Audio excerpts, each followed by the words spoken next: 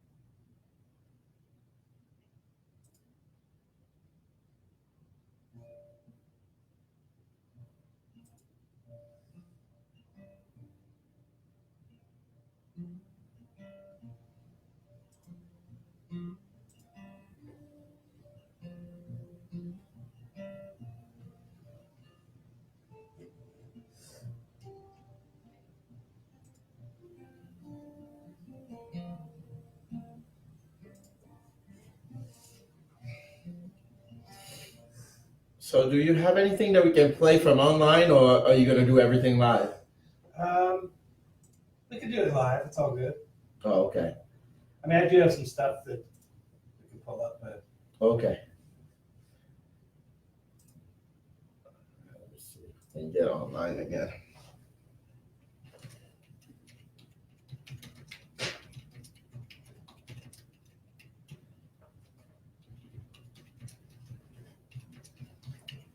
So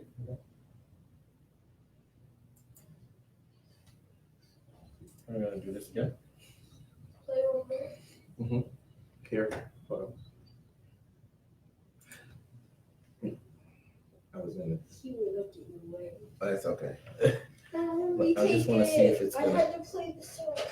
I don't know. Is it going to retake? It's nice from retake. All right. Right here.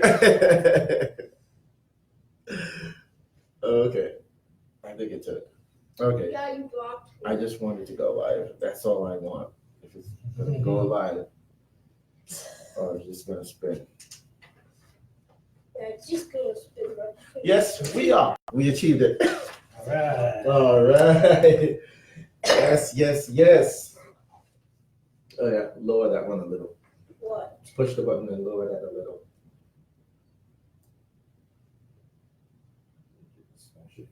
Uh-huh. Do it again.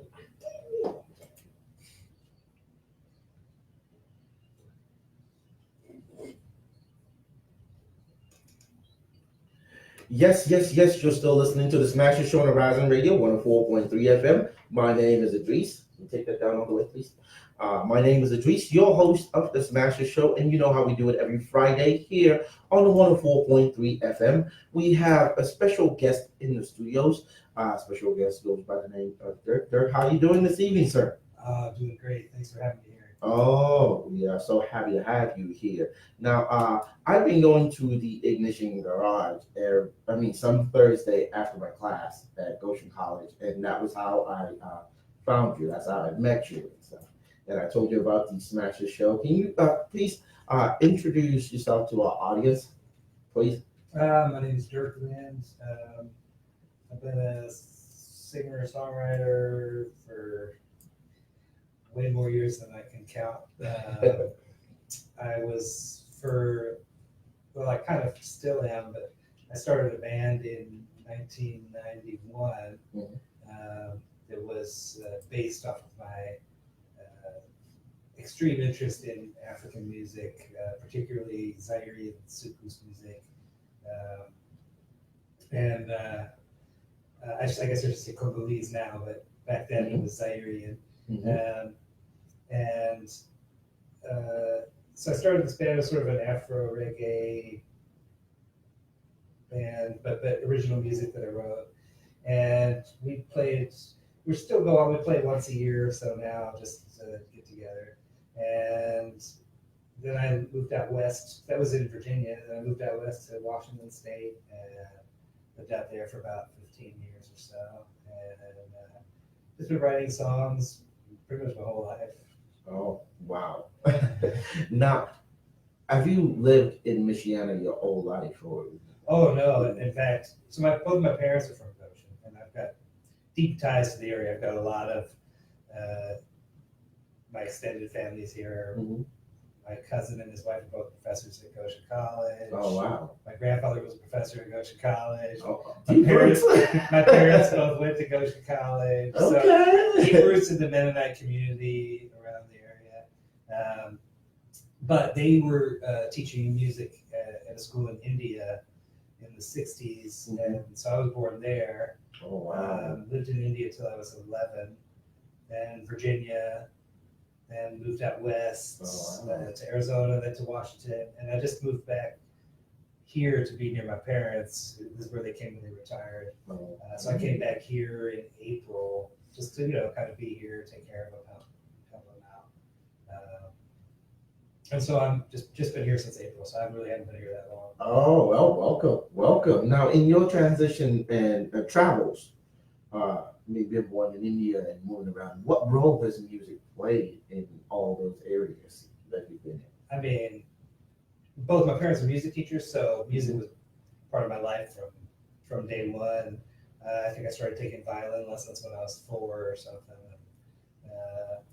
So I've played a lot of different stringed instruments, violin, cello, bass, guitar. So if an instrument has strings on it, I like to say I can probably make some kind of music with it, It might not be great music, but it might be better than what somebody who's never touched one could do. So, I have a lot of early life memories of like listening to Indian music. Oh, wow. Well, that is, that's kind of similar to the kind of experience that I had, because in Nigeria, then those 3-hour VHS tape or 4 hours, whatever they are, with music intermission, everybody just busting out in songs, proliferated. Of like Bollywood. Yes, Yeah, they were all over Lagos, moving in from Kano and everything. So I grew up on those too. So I got to ask you a question. So you're from Lagos? Yes, from Lagos. Have you been to the shrine? Yes, I have. Because that's on my bucket list of clubs. Oh, wow. I have been to the shrine. It's amazing. Yeah. It's amazing. Oh, and that wow. was Fela's joint that he started up. Yes. I mean, this is the new African shrine. It used to be in another location, right? In Keja, but it's Did it burn down or something? Oh, I don't know the whole story. Yeah. Knowing Fela, Yeah, he's a troublemaker. His music is to liberate the masses, and some people don't like liberated people and stuff. So yeah, wow. So how do you? My next question will be, you've always been around music. When did you decide that you want to do it professionally? Gosh, I don't even remember deciding. It's something that's just part of you. That it's like, I don't think I ever really made that decision, and I've never really. To say I've done it professionally would seem to imply that I've made money doing it. Well, some people take it seriously. I take it seriously, and I've been professional. It's never made a living for me, but that's secondary. It'd be nice, but it's not why I do it. Oh, okay, all right. And the band that you spoke about, the one you created, can you tell us a little bit about that too? Yeah, that was a project. So, like I said, I was introduced to African music during a time when, like, I grew up listening to a lot of like punk rock and stuff, and then I started listening to a lot of reggae music, and I was really into reggae music. And then I think I heard it was Paul Simon's album Graceland. This sort of when I first heard that township jive, that sort of South African Makanga music, and it just I don't even know why. I mean, I had never in my life been anywhere in Africa. Wow. I wasn't exposed to any African music. But that music, that South African jive music, man, it hit me like a ton of bricks. It was just something like, it just hit me deep, And it was like, oh, I found my musical home for no, and so then I started this journey of like listening to like I said, Sukus music, and then sort of moved up the West Coast. I was listening to like Cameroonian music and Nigerian music and Senegalese and Malian, like all those guys that West Africa just had this wealth of different styles, and it's it's the most amazing. This is perhaps a slightly biased, but I'm also a lifelong musician. I have to say it is like, and I also don't like to speak generally because obviously Africa is a humongous continent, Yes, and it encompasses so many different styles of music, but there's a commonality to them that is.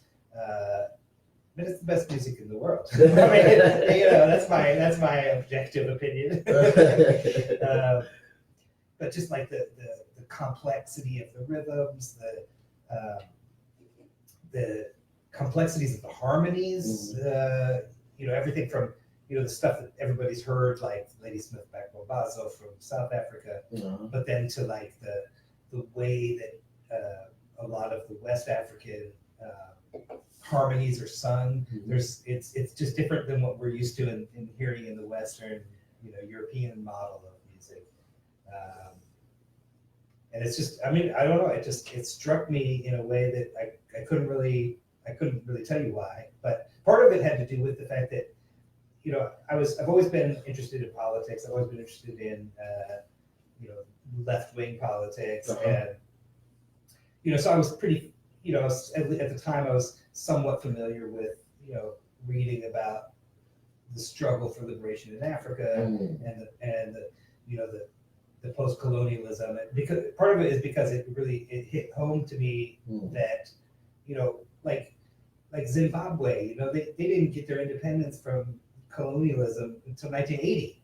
Wow. In South Africa, 1994. Like these are times that was like in my life, Oh, wow. And when I started listening to particularly when I got into Zimbabwean music, like the Shona music, people like Thomas Mapfumo, who was considered a hero in this revolution. It was like going on at the time that I was alive. And we think of this we think of colonialism as this thing in the past. We think your average person in the United States, colonialism, that was so long ago. Yeah. Man, those I'm African talking countries, about that. those African countries were like fighting and dying for that stuff within our lifetimes.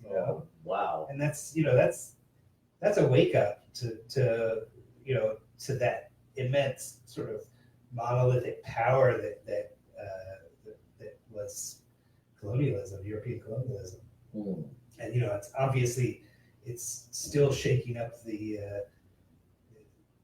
whole continent. It's still that's something that it's going to take centuries. Yes, sir. Yes, sir. To rebuild from. But at the same time, then there's like these little happy things that occur, little bright spots, like, when cultures meet, yes, sir. Especially and from my point of view, in terms of, as a musician, that's where the really interesting things happen. And like when you look at something like take for example, the old Zairian music, when rumba became really popular in Africa in the 60s. And that was importing from Central America and from like Cuba and places like that, right? So when you look at when the Africans were brought into Cuba and they brought their rhythms and they brought their music with them, when they were brought to the Americas, here in the U.S., that music became jazz, it became rock and roll, hip hop, it became everything that exists today. It just got given a new name. And in Cuba, it became son, it became salsa, it became because it mixed with a different set of traditions. In the U.S., it mixed with more European music traditions, and then in south of the border, it mixed with more of the indigenous music of that area. So when you look at music like rumba and the rhythm of rumba, that's a rhythm that can be traced all the way back to West Africa, where the slaves were brought from to go to Cuba, and then that music evolved and became rumba. And then in the 60s, it was imported back to West Africa and became the most popular music on the continent. Everybody listened to rumba, And a lot of African musicians at that time then were they were playing rumba because that's what people wanted to hear. In a lot of countries, they weren't allowed to even, like in Zimbabwe is a good example. You couldn't even, it was illegal to have a band that you were singing in the Shona language. You had to sing in English, right? It was like they had all these, those things. But you take a music like rumba, and it then transforms and becomes Suku's music. Suku's music is basically an evolved from out of rumba. And so it's like now this very African music, it is also reflects the whole journey of being taken across the ocean, evolving somehow differently, and then coming back. And it's just like the popularity of hip hop today in Africa, and they're changing that again. Adding different pre-existing genre in different regions. Right. And that's giving it a new name. yeah. And does that make all the bad stuff worth it? Obviously not. But it is, as a positive person, like to me, that's like, okay, there's something good that comes out of all of this. And that is, that cultures are always evolving and changing, and music is always a beneficiary of cultures colliding, whether they collide in good ways or bad ways. All right, now the song that you're going to give us right now, your first song, tell us a little bit about it. What is the title, and how did you, what is your story behind writing it? Okay. Well, it's just going to be kind of, I guess there's going to be some irony here because I evangelize about African music. I talk about it all the time. Nothing I'm going to play here is going to probably sound remotely African, but the influence is always there in my music. I feel like I could hear it. I tend to write a lot of like cyclical, like repeating phrases that are, that's a really common thing in the sort of the griot tradition. But I'm going to play a song called How It All Began. And it was sort of a song about just my life, like moving across the country, raising kids out west. So this is it's how it all began. Can you hear my guitar okay? Yes.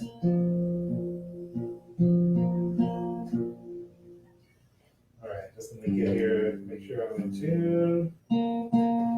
And the title of this song is called How It All Began. How It All Began. And the story behind it is, again, please. The story behind it is just sort of like, it's hard to say a story behind a song. For me, I don't tend to write story songs. They're more like image songs or evocative songs. So it's like a snapshot of somewhere you were at back then. I guess you could call it about sort of, there's a little bit about moving west, sort of how all that began, so love song, all that stuff. All that good stuff. How it all began. Dirk Lind here on the Smasher Show on Horizon Radio. No, that's the guitar.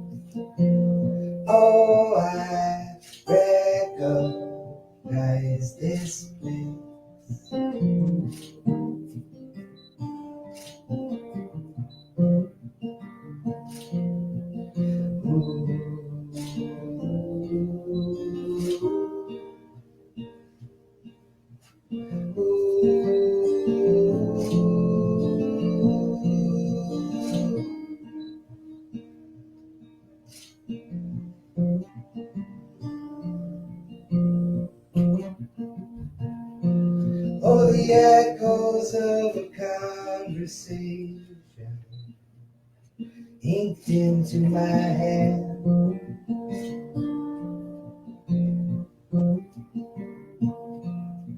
Stretched in my imagination, a world without a plan.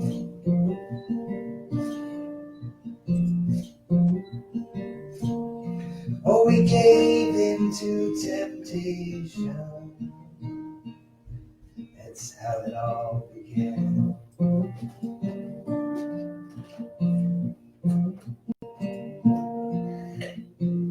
Cluttered mind and troubled brow.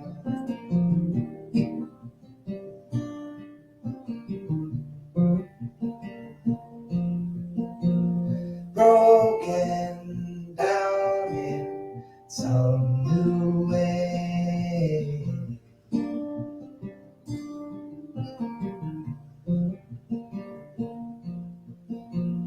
All my sins I throw into the night.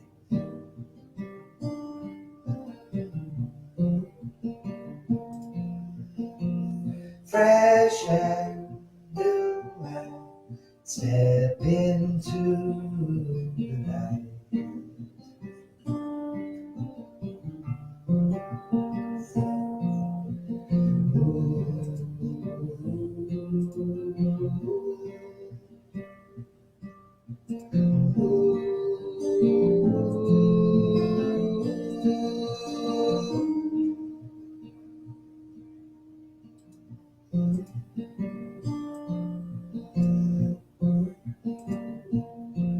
In the rock light of the border station, it was catch us if you can.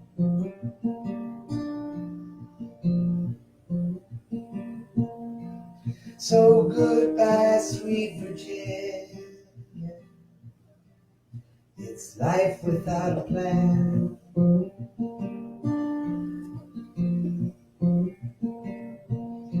If we gave into temptation, that's how it all began.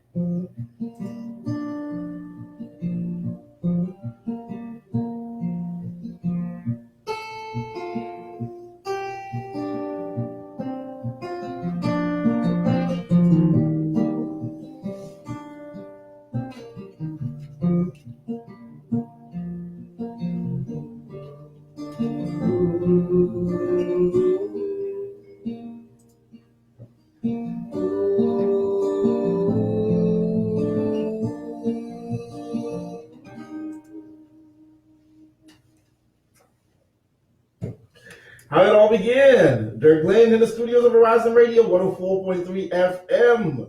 Yes, if you're just joining us, it is still the Smash Your Show on Horizon Radio. Special guest Dirk in the studios.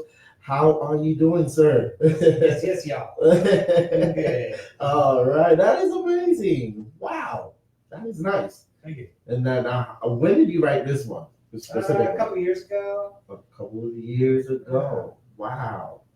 And, do you have another one for us? Well, I mean, whatever, yeah. But yeah. I've got a million I can play. Amazing. Okay. Well, so yeah, we'll be moving on with the questions that we have here on Horizon Radio 104.3 FM for our guests. Now, music being in the family, so I don't think it's befitting to ask a question about how you discovered your musical side, where you're always surrounded by music. Yeah, I don't think I could answer that. I don't think. So, what are some of the challenges you face? Pursuing your passion as a singer-songwriter, an instrumentalist, guitarist. So. Well, I'm going to take that question from I realized I was thinking about this while I was playing the song, which might sound weird because I play the songs a lot, so like I think about other things sometimes while I'm playing. But I was thinking that I'm basically answering a lot of this stuff sort of like a politician, because you asked me about my band and I spent the whole time talking about African music. That's what happens, right? So what did you just ask me? Now, what are some of the challenges while you're pursuing your passion? Right. So I'm going to take that one from the point of view of a composer of writing music. For me, the challenge of one of the challenges that I faced was, and this is gonna sort of speak to something that I think is a problem in our society, the way that we think about creative pursuits. We tend to place, like, we think of human endeavor in all these different areas, and we put them into these categories in terms of what is achievable and what is not, right? So, for example, if you were to ask, and I heard this somewhere, and this analogy, I always liked it. I can't remember where it was from, but if you ask a classroom full of first graders, how many of you know how to draw? Everybody raised their hand. Everybody. You ask a classroom of 12th graders, maybe 2 people, right? Because we're taught that somehow, that being creative is a talent. It's not a skill. Some of you have it or not. And I hear it all the time. Like, people will come up and say to me, "Oh, I wish I could play the guitar. I tried, but I just don't have any talent for it."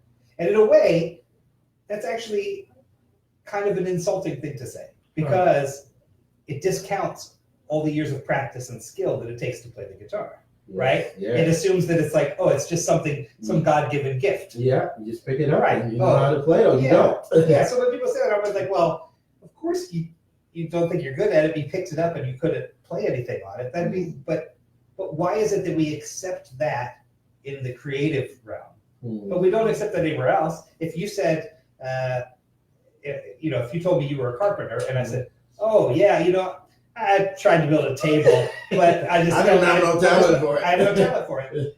You would say, "Well, that's silly. You have to practice and you learn, and then you become a carpenter." And it's no different with music, right? Like, nobody just picks up. Of course, there's people who are more talented than others. That's true everywhere in your life. There's going to be somebody who is just born to be a DJ on the stage, and they just they just patter, they got it, right? They got a beautiful voice. That didn't come. They didn't work to have a beautiful voice, right? It just happened. So yeah, of course those things happen. But 90+% of everything that we do as humans comes through our effort of, focusing on it, paying attention to it, and practicing it. Everything we do. Being a parent, right? You're a parent. Yes, sir. You don't just, it's not like, oh, some people are just, they're good parents, some people are not. But it's true, but it's not like, anybody can learn to do it if they spend the time and focus and say, I want to do this and I want to be good at it. I think there's not a single human on this planet who, having the capability, physical capability to play the guitar, for example, could not become very good at it if they were to practice 2 hours a day every day for 5 years. I promise you, if you were to, any person listening to this, if you were to pick up a guitar and play 2 hours a day for 5 years, you are going to be a very good guitar player at the end of that time. Now, you might not be Jimmy Page, you might not be Jimi Hendrix, but you're going to be very good at the instrument, And so what a challenge for me was when it comes, so for musicians, that's a pretty accepted idea, right? That okay, my becoming good at this instrument or my becoming a good singer, there's all these things I have to practice to do. It's not just, oh, I have it or I don't. But when it comes to writing a song, even musicians often fall into this idea that, well, how do you write songs? Well, I wait until the inspiration hits me, and then I write a song. But that's just doing the same thing as saying, oh, well, I wait until the inspiration hits me and then I build a table. You're going to be building a lot of crappy tables for a really long time. Right? You don't just wait for the good table. You build all the bad tables in between until you're making good tables. And then you'll start to make good tables. And you get confidence that you can make a good table too. And it is exactly the same when it comes to writing a song, writing a poem, painting a picture. You got to paint a lot of crappy pictures before you paint a masterpiece. Leonardo da Vinci didn't just wake up one day and paint the Mona Lisa. No. He painted 1 million Mona Lisas. Whatever he painted. And so I spent way too long in my life just sort of thinking that songwriting was like that. It's like, oh, when it happens, it happens. Mm. And I wrote some good songs. I wrote some songs that were okay, some that weren't great. And then it struck me one day, just like, why? Why is it different? Why shouldn't I be practicing songwriting the same way I practice the guitar? Like, part of it is we have this editor inside us, It's like I write a line and then I go, oh, it's just not good enough. And then I get bogged down. And then I think, oh, I've got writer's block because nothing's coming to me. But writer's block is made up. There's no such thing. Yeah, it's nothing like that. You're either writing or you're not writing. You're not writing. Yeah. You know what I mean? Like, writer's block means I'm not writing as good as I want to be writing, right? But that's the same with, again, it's just like playing the guitar. I have to practice scales to become good at the guitar. That's boring. It's not fun. But I do it because it gets me somewhere.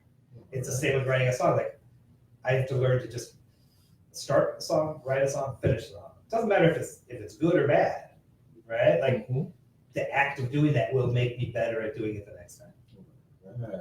You know what I mean? If I need to throw away a song, that's fine. But nowadays, it's like, that's okay. If I start a song, I finish it. I don't just get halfway through and go, I ran out of ideas. You still have to tell us though, what are some of the challenges you face starting, Right. Well, that was the challenge for me was getting over that internal editor. Okay. And I think anybody who does a creative endeavor. And I think so also that society, with the way things are structured and things that teachers tell us and how people address us and stuff, they kind of build that mentality in. Yes. Oh, it's part of the whole system. And I think if you look at it from a bigger sense of just music or art, but we don't embrace creativity in our society. We think of it as something other.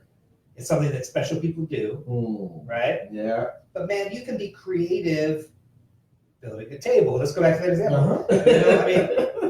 You build tables.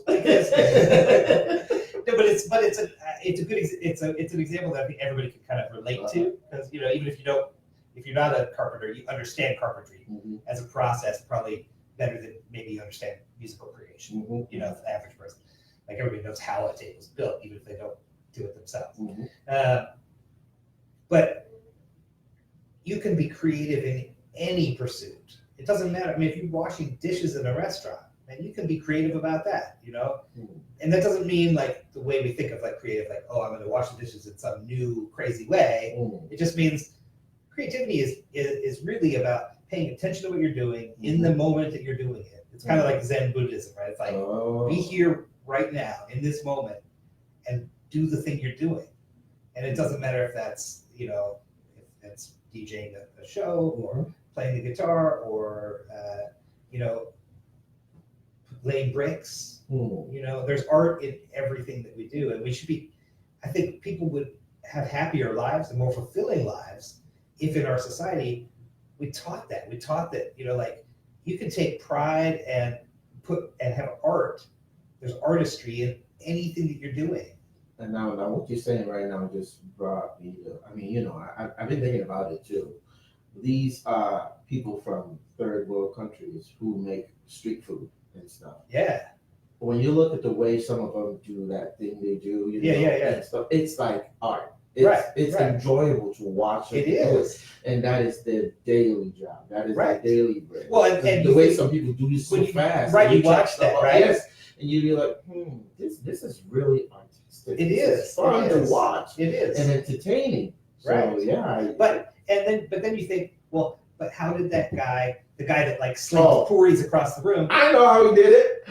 10,000 and something million hours. That's how he did it. Because he got so perfect. Because some people they're blindfolded and they're cutting stuff. Right. And that is a lot of hard work. It is. And yet it's still something that a lot of people look at and say, oh man, I can never do that. Yeah. Well, of course not, because you're not doing it 8 hours a day, 7 days a week to make your living. Wow. Now this next song that you're gonna play for us, what is this one called? Okay. And what's the story behind it? I mean, you say you don't have no story behind it. I don't usually write story songs. So I use a lot of my lyrical approaches, what I refer to as imagistic. It's like a form of poetry that's more about evoking an emotion or a feeling. than it is about telling a narrative story. I'm going to do a song called Everybody Wonders, and I'm going to hope I don't like overblow your microphone because I have to sing loud. So I'm going to pull back when I get to the loud part. It's going to be okay. So your guitar is on. Everybody Wonders on 104.3 FM. This is the Smash It Show. Yeah. Take it away, Dirk. Okay, I'm just going to give you one more piece of information about it. Okay. This is my most recent song, but I pull like some, I often put into my songs little bits of knowledge or little bits of references that are really personal to me. They're not going to mean anything to anybody who hears it. But that's part of the point is like, it doesn't matter that you don't know what I'm referencing because it's still going to evoke an emotion. Okay. All right.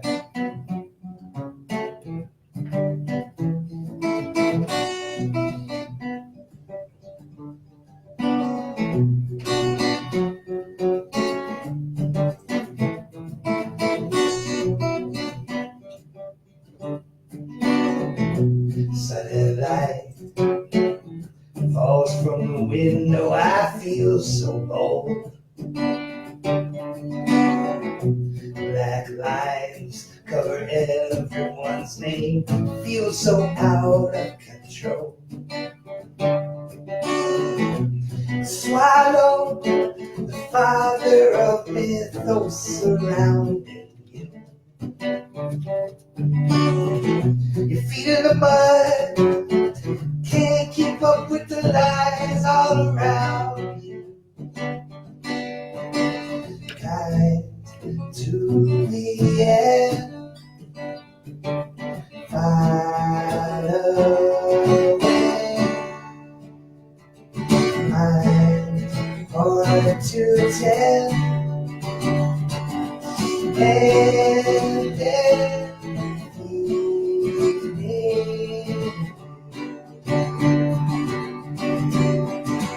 everybody winds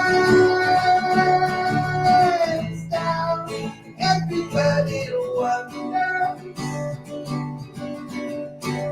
everybody winds down, keep from going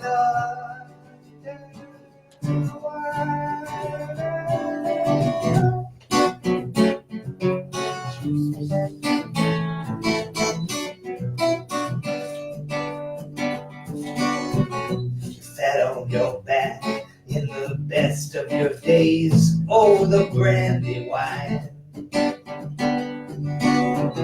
Sage of the future, down from the bunker to the water line. Come correct with a line from a movie nobody knows. Up to your neck in the gaslight of ego is so out of control. Back to the start. Play again. Cracked open heart. Why not broken?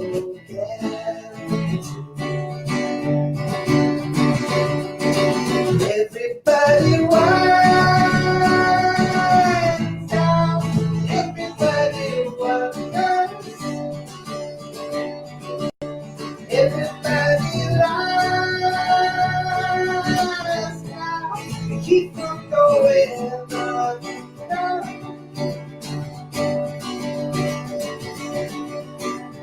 Everybody winds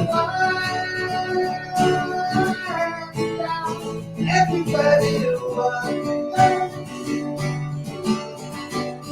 everybody lies down, keep from going on.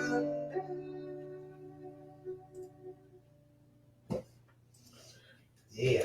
Oh, wow. You're still listening to the Smash It Show on Horizon Radio 104.3 FM.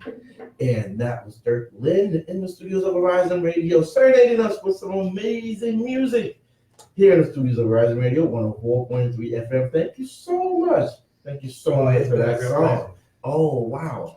Now, do we still have a time, or is that about I time? kind of got a jet because I got to get back to work. I took a Okay. lunch break to come over Thank you here. so much for stopping by on the show, and we hope that you could come back sometime and come, Yes. have fun with us here. Well, as you can tell, I'm really long-winded, so we need a 3-hour interview for Yes, me to get we through do. 3 questions. Yes, we do. Yes, we do. Thank you so much for stopping by Studio Horizon Radio. And we're going to take some quick commercial break. Oluwatomi's going to do the weather forecast, and the Smash Show on Horizon Radio will be right back. All right. Thank you. Thank you. Oh, thank you. I had a blast. Oh, thank you so much. And let me cut the video so that I'll send you a link Oh, okay. Yeah. later. Oh, wow. Oh, somebody was asking if you have recorded works on YouTube. I do. How do I? They're on like Spotify and they look up my name. I'm on Amazon, Spotify, all those places. Toby, you're on for weather. And Toby, Yatune, are you going to take photos? Yeah.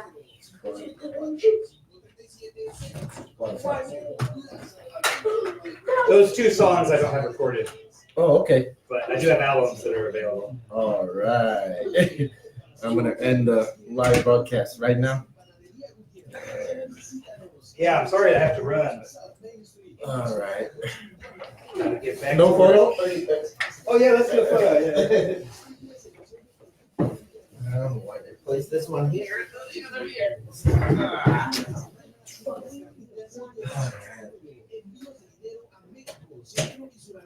All right. Yeah.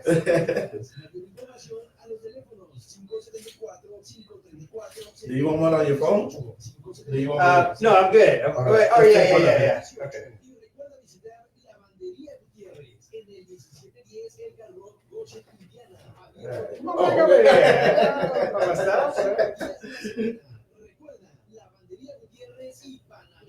All right. Thank Thank you you. so much. Thank you so much. Do the weather. Oh, wow. So where do you work? Menards? Oh, Menard. Yeah. Hey, shut that thing off. I didn't do Facebook. Sorry. Oh. One moment. Oh, wow. I should check that out, I guess. I'm in between